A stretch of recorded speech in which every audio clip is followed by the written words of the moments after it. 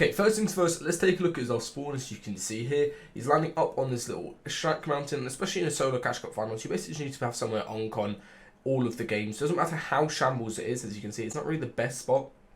He does have the option of going and actually getting some more loot elsewhere, and he also takes an early game fight here. Again, early game fights in solos are very good as long as you do it quick enough. You're not going to get third parties. Basically means that he's going to have no issues with Surge later on. He's only got like 100 more tags to be good on Surge, and it means that he's able to claim a lot more loot. As you can see, he goes into chonkers, gets loads of the cooler boxes and extra chests, and basically scrap boots around and then wraps dead side. And then after he's done all his scrap booting, he just wraps the Edge of Storm through the backside of Condo Canyon, as you can see there. Let's take a look at how he actually takes this fight. And also one quick thing to note is that he actually is trying to play for Spider-Man as well.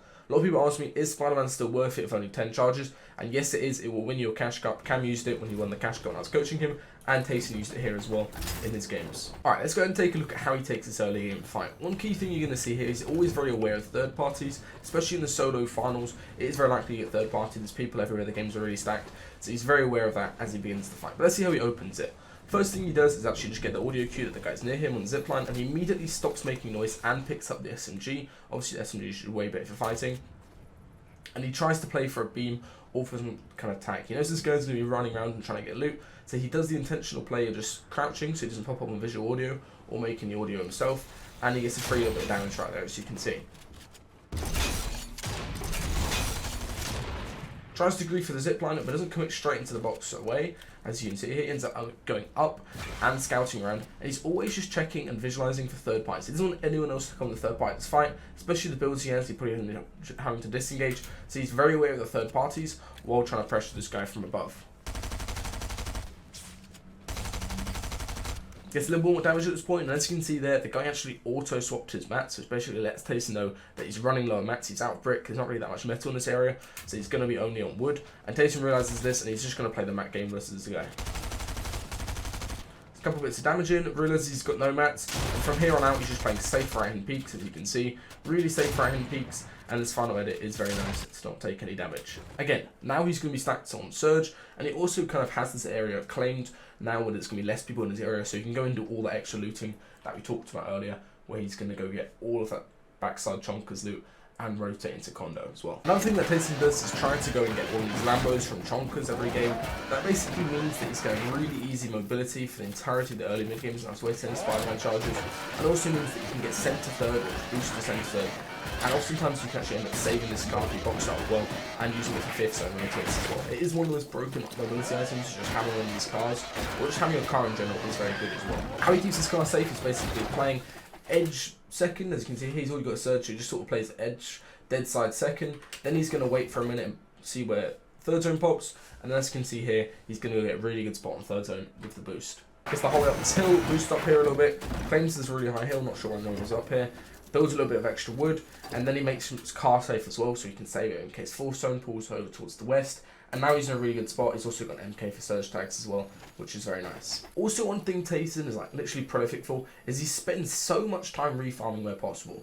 This is just one thing he always does in solos as well as in trios and in duos. He's done it literally the entire game. He always tries to make sure he's got cap mats. Right here, it might not seem like the best refarms, got a lot of angles, but he scouts it out, and as you can see, there's no one on his backside, especially because he was playing dead side earlier. No one that can really tag him, and he basically is able to get a little bit of extra build back, a little bit of extra builds end game. It's a full extra box that he gets just from refarming, and there's no chance he'd get these mats back later on, unless he went for a refresh, which is what he's not doing. As you can see, he's kind of playing a bit more passive in game with the Spider-Man. Okay, let's take a look at how he does this 50-50 rotate.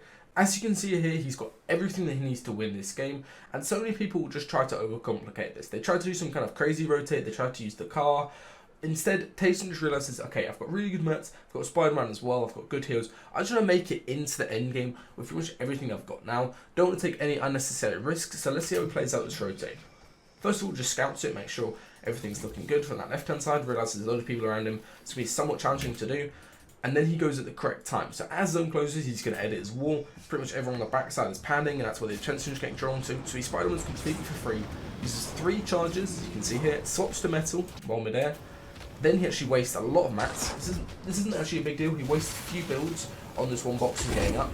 And he also wastes a little bit more just expanding out where he can actually be a little bit safer. Again, he is very stacked at this point. He does not want to throw away this game by not getting greedy. You may as well burn some mats and make sure you're safe rather than being in a bad spot. If someone tries to take your wall, someone's worrying about surge, just make sure you're good and you can get into the end game without taking any necessary risks. From here on out, he just plays around really safe in his box, doesn't even go for anything, he doesn't need it. Maybe you can look for a Spider-Man, but he doesn't actually need it at this point. He's just going to play nice and conservative in his box. Alright, let's get into first moving here. This is the rotate that most people mess up on. As you can see here, there's 48 alive. So many people are going to die just because they mess up simple rotates. The key thing on a first moving that TaySon's doing here is you need to scout and you need to get information. Whether that's going to be planning out your own rotate or seeing who has other rotates you can follow or recycle their pad, it's very key to be scouting as much as possible. The one key thing that he's looking for here while boxed up is just other people that are likely to pad. Of course, he could just Spider-Man this, but if he's able to save that, actually use a pad, it will save him so many mats and it will save him some Spider-Man charges. And it's, again, just a lot safer to just hit someone's pad rather than be Spider-Maning through the center of zone where everyone's boxed up holding you. He's looking for the people below him as well. This is why he's boxed up high, just so he can get some more sightlines on people. And he actually hears a pad here in a second that he's going to go for.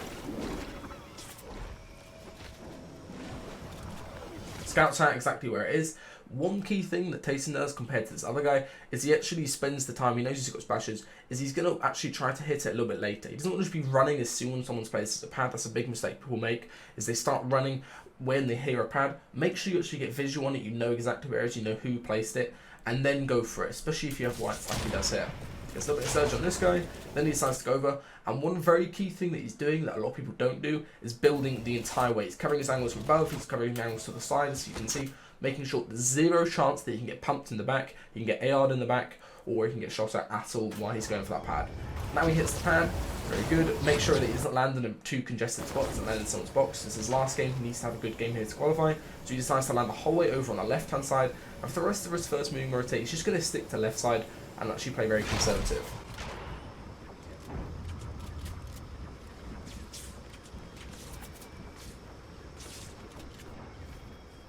Sticks left side with Spider-Man again. For the rest of this, he just decided to go ahead and tarp in. Again, he could just possibly wait for a Spider-Man to be ready again, and then Spider-Man save him with mats. But this is his last game, he's used to play consistent. He still has very good mats. Don't just be trying to get too greedy and burning through all your Spider-Mans too early. If you can save those Spider-Mans for later, that's a potential hype take, or that's a potential actual rotate that you can do much cheaper later on.